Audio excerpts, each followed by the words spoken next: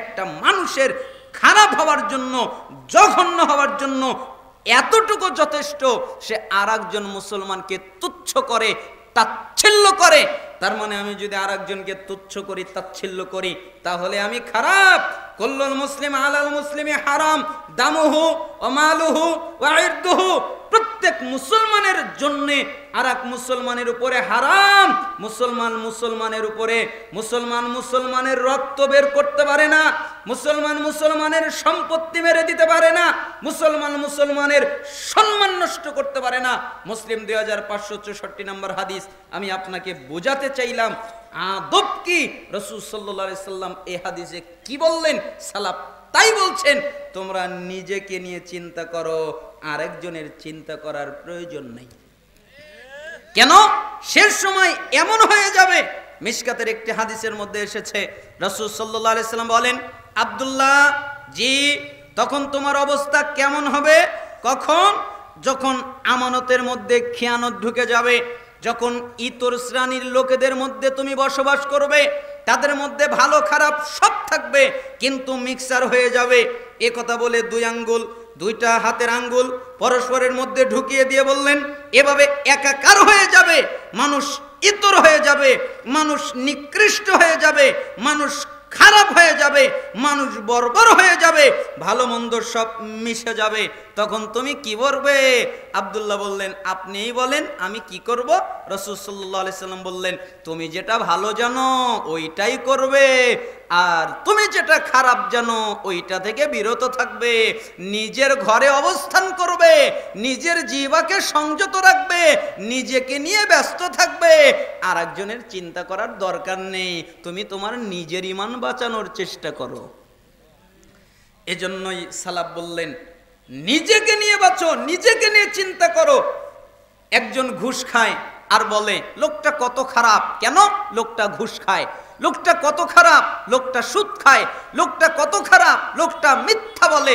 আচ্ছা বলেন তো, একটা লোক যদি সুদ খায়, একটা লোক যদি ঘুষ খায়, একটা লোক যদি জিনা করে, একটা লোক যদি ব্যভিচার করে, একটা লোক যদি নিষাদার দ্রব্য পান করে, একটা লোক যদি আরো কত মারাত্মক পাপ আছে, যদি শিরক করে আর আল্লাহর কাছে মাফ চায়, আল্লাহ মাফ করবে না করবে না?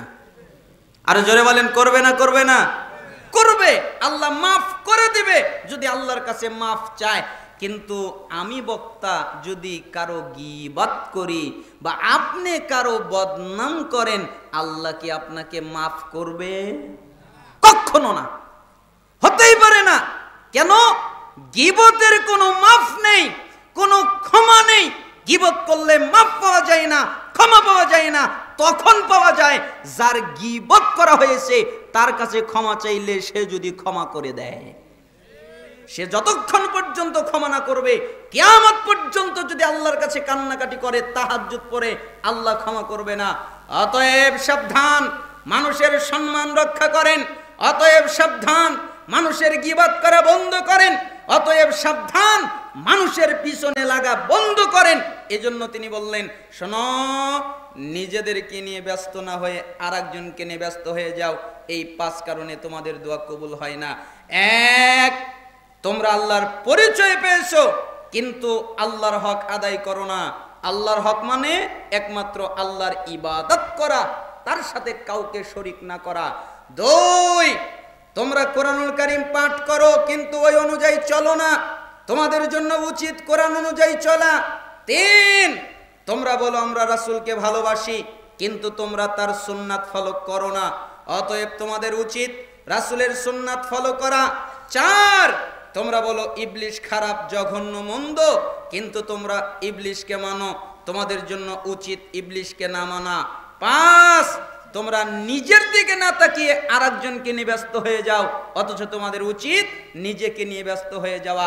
এই 5টা অন্যায় করেছো, অপরাধ করেছো, তাই আল্লাহ তোমাদের উপরে রেগে গেছে। তাই তোমরা দোয়া করলে আল্লাহ তোমাদের দোয়া কবুল করে না। এই 5টা পাপ ছেড়ে দাও আর আল্লাহর কাছে দোয়া করো। আল্লাহর কাছে যা চাইবে আল্লাহ তোমাকে তাই দিবে। একথা জামি বায়ানিল ইলমি ও ফাদলিহি কিতাবের 1220 নম্বর বর্ণনা, সনদ সহিহ। আল্লাহ সুবহানাহু ওয়া তাআলা আমাদেরকে এই বাক্যবাণীটা বোঝার তৌফিক দান করুন। আপনাদের কি কষ্ট হচ্ছে? আপনাদেরকে বেশি কষ্ট দিব না। দ্বিতীয়, প্রথমত এখন আমরা বলছিলাম হাদিস অনুবাদ করব। যে হাদিসটা অনুবাদ করতে চাচ্ছি, এই হাদিসটা হলো হাদিসের জগতের মধ্যে একটা আজীব হাদিস, একটা আশ্চর্যজনক হাদিস। কেন আজীব হাদিস বললাম? পৃথিবীতে যত হাদিস রয়েছে সমস্ত হাদিসের মধ্যে রাসূলুল্লাহ সাল্লাল্লাহু আলাইহি সাল্লাম উম্মতকে ইঙ্গিত করেছেন। উম্মতকে বলেছেন, উম্মত আমার এই কাজটা করো। সাহাবীরা, জি তোমরা এই কাজটা করো। কিন্তু এই হাদিসে নবী উম্মতকে বলে নাই, নবীকেই জিবরাইল বলেছে। বলেন তো কাকে বলেছে? নবীকে। কে বলেছে? জিবরাইল।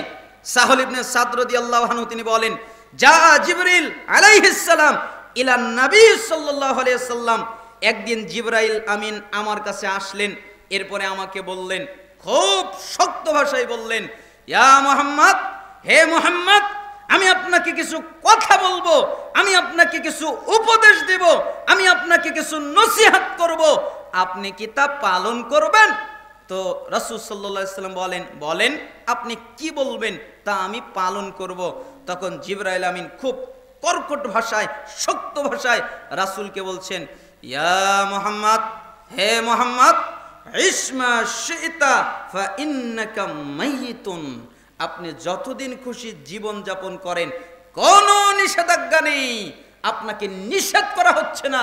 যতদিন মনে চায় ততদিন জীবন যাপন করেন, কোনো নিষেধ নেই, কোনো নিষেধাজ্ঞা নেই।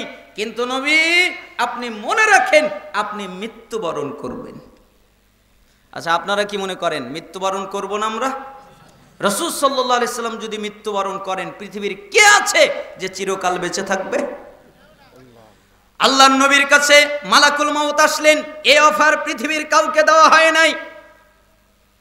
সালাম করলেন, এরপরে মালাকুল মাউত বললেন, আল্লাহর নবী, জি আল্লাহ বলেছেন আপনি যদি যেতে চান আপনাকে নিয়ে যেতে, আপনি যদি যেতে না চান আপনাকে রেখে যেতে, এ কথা আল্লাহ বলেছেন। জিবরাইল আমিন আসলেন, সালাম করলেন, আল্লাহর নবী, জি আল্লাহ তাআলা বলেছেন আপনি যদি থাকতে চান আপনাকে রেখে যেতে, আপনি যদি যেতে চান আপনাকে নিয়ে যেতে, তবে আল্লাহ আপনার জন্য অপেক্ষমান, আপনার জন্য অপেক্ষা করছেন আপনার সাক্ষাতের জন্য। আপনি যেতেও পারেন, আপনি থাকতেও পারেন। এ কথা পৃথিবীর আর দ্বিতীয় কাউকে বলা হয়নি। মুহাম্মদ সাল্লাল্লাহু আলাইহি সাল্লাম যার থাকার কথা তিনিই থাকেননি, তো পৃথিবীর কে আছে যে চিরকাল বাঁচতে পারে?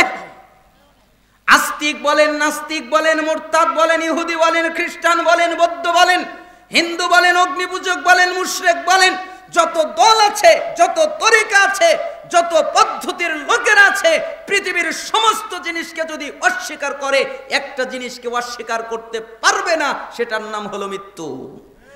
সব জায়গায় যদি তারা ইখতিলাফ করে, একটা জিনিসে ইখতিলাফ নাই, সেটা হলো মৃত্যু। তাকে মরতে হবে, সে মরণশীল, তার মৃত্যু হবে। অতএব আপনার কিসের ক্ষমতা, আপনার কিসের দাপট, আপনার এত ক্ষমতা কেন, আপনার এত দাপট কেন?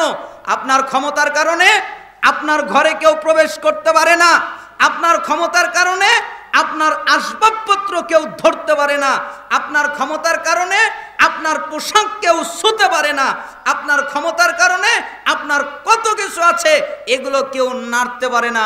শোনেন, যেদিন আপনার দেহ থেকে আত্মা বেরিয়ে যাবে, যেদিন আপনার শ্বাস বের হয়ে যাবে, সেদিন আপনি নিরুপায় হয়ে যাবেন।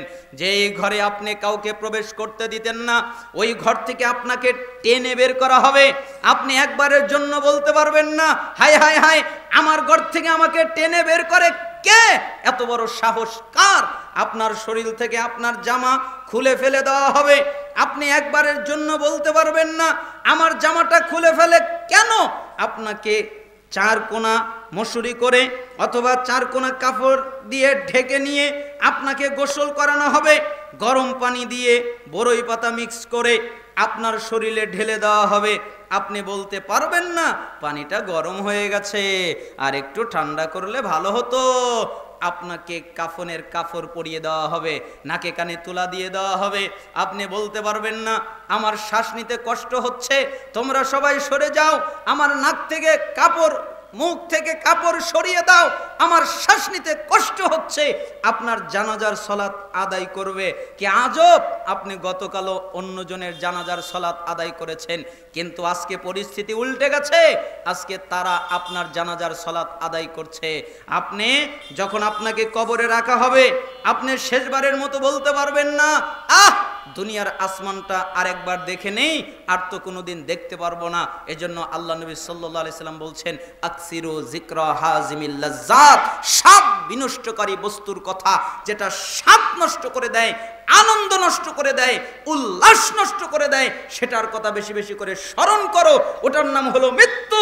মৃত্যু তোমাদের আনন্দ নষ্ট করে দেয়, তোমাদের স্বাদ নষ্ট করে দেয়, তোমাদের আল্লাহ নষ্ট করে দেয়, এটার কথা স্মরণ করো। তাই জিবরাইল আমিন নবীকে বললেন, আপনি যতদিন খুশি জীবন যাপন করেন, কিন্তু মনে রাখবেন আপনি মারা যাবেন। আচ্ছা, নবী যদি মারা যায় আমরা বেঁচে থাকবো? আপনাদের কি মনে হয় আমরা মরবো না? মরবো না, মরবো, মারা যাব। অতএব সাবধান।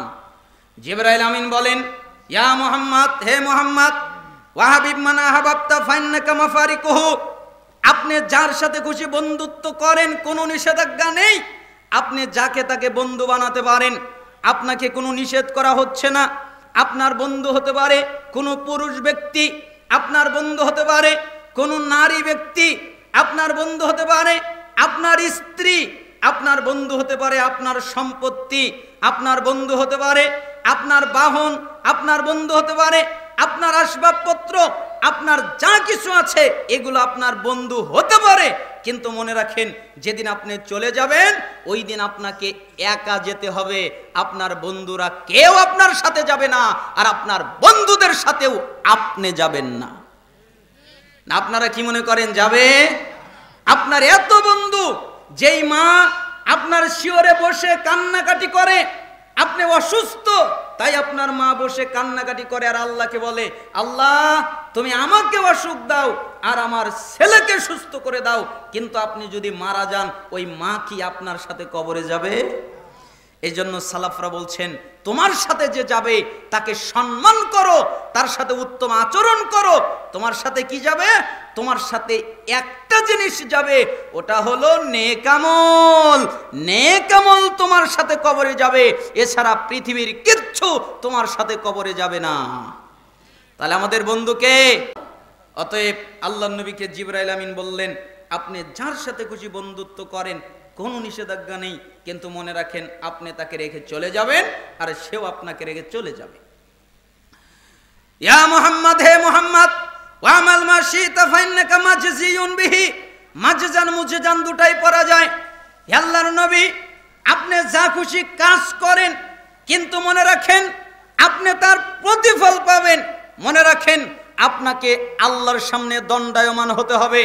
আমরা তো রাসূলের সাথে খারাপ বাক্য লাগাতে পারি না, তাই আমরা আমাদের কাছে নিয়ে এসে বলতে চাই, আব্দুল্লাহ ইচ্ছা করলে চুরি করো, ইচ্ছা করলে ডাকাতি করো, ইচ্ছা করলে জিনা ব্যভিচার করো, ইচ্ছা করলে নিষেধার দ্রব্য পান করো, ইচ্ছা করলে সুদ খাও, ইচ্ছা করলে ঘুষ খাও, ইচ্ছা করলে গীবত করো, ইচ্ছা করলে বেপরদায় চলো, ইচ্ছা করলে আরো যত পাপ আছে এগুলো করো, কিন্তু মনে রাখো তুমি তার প্রতিফল পাবে আর তোমাকে আল্লাহর সামনে দাঁড়াতে হবে। অতএব সাবধান হয়ে যাও। ইবনে মাসউদ রাদিয়াল্লাহু আনহু তিনি ভয়ঙ্কর একটা হাদিস বলেন, এই হাদিস আমরা জানি কিন্তু বুঝার চেষ্টা করি না। তিনি বলেন, রাসূলুল্লাহ সাল্লাল্লাহু আলাইহি ওয়াসাল্লাম বলেছেন, লা তাজলু কদম ইবনে আদম ইয়াউমাল কিয়ামা হাত্তা ইউসালান খামসিন, কিয়ামতের দিন আদম সন্তান যতক্ষণ পর্যন্ত 5টা প্রশ্নের উত্তর দিতে না পারবে ততক্ষণ পর্যন্ত নড়তে পারবে না। ইচ্ছা করলে হাত নড়াতে পারবে না, ইচ্ছা করলে পা নড়াতে পারবে না, ইচ্ছা করলে মাথা নড়াতে পারবে না, ইচ্ছা করলে তার বডির কোনো অঙ্গ প্রত্যঙ্গ নড়াতে পারবে না, নড়ার অনুমতি নাই। আগে 5টা প্রশ্নের উত্তর হবে, তারপরে আল্লাহ নড়তে দিবেন, এছাড়া নড়তে দিবেন না।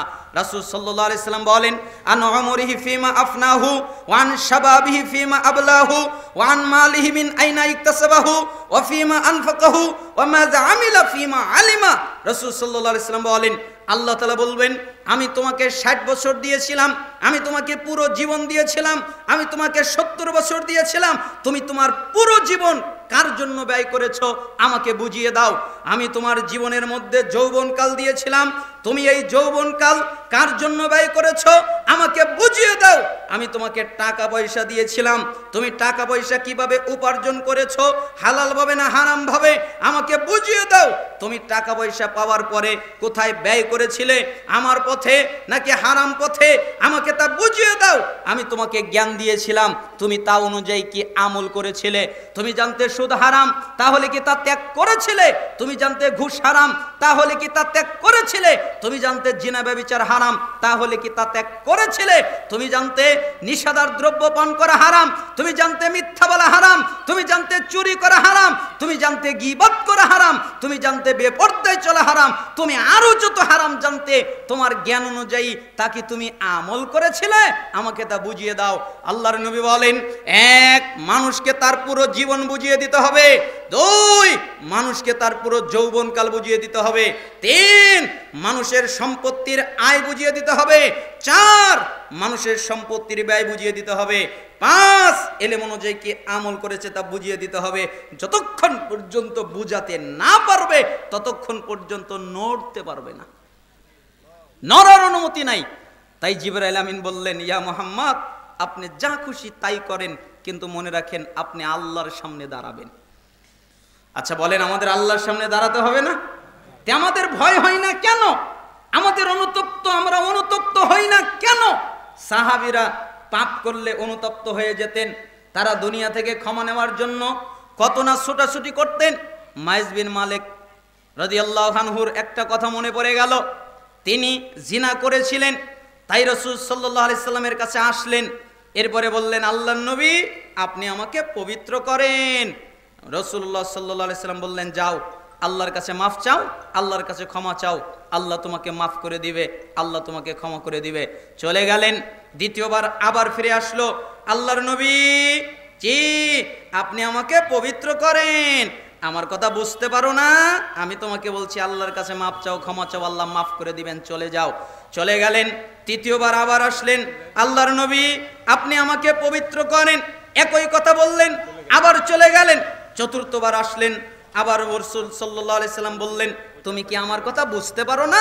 এরপরে বাক্যটা একটু বাড়িয়ে দিয়ে বললেন, সাহাবীদেরকে বললেন, সাহাবীরা জি মায়েস কি পাগল যে আমার কথা বোঝে না? পাগল নাকি? আমি ওকে বলছি আল্লাহর কাছে মাফ চাও, ক্ষমা চাও, আল্লাহ মাফ করবে, ক্ষমা করবে, বারবার আমাকে বলছে পবিত্র করেন, তো ও পাগল নাকি? সাহাবীরা বললেন, জি না, ও পাগল নয়। তখন তিনি আরেকটা বাক্য বললেন, ও বুঝেছি, ও মদ পান করেছে, তাই না, যে বিবেক হারিয়ে গেছে। মদ পান করার কারণে বিবেক কাজ করছে না, তাই আমার কথা বুঝছে না।